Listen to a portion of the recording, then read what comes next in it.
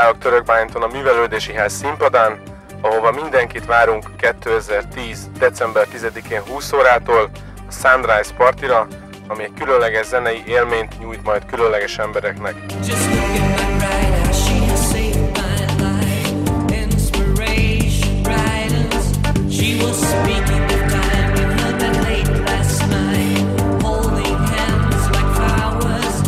Az est fénypontja a Color Star zenekar koncertje lesz.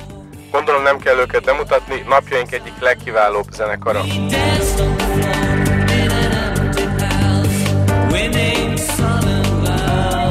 Föllép még a Hypernomád zenekar, akik a 21. századi globális új névzeneként határozzák meg a zenei stílusokat, közben pedig Ádám János diaporáma vetítését láthatják, ami egy érdekes fúziót képez a zenei világ és a vizuális élmény között.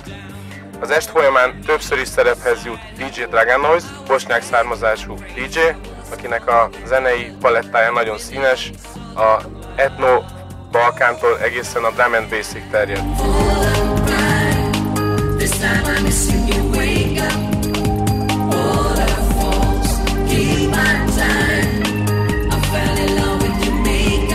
Belépők elővételben november 30-ig 800 forintért, utána 1200 forintért, diákigazolvánnyal 600 forint és 900 forintért válthatóak, tehát december 10-én 20 órától Sunrise Party.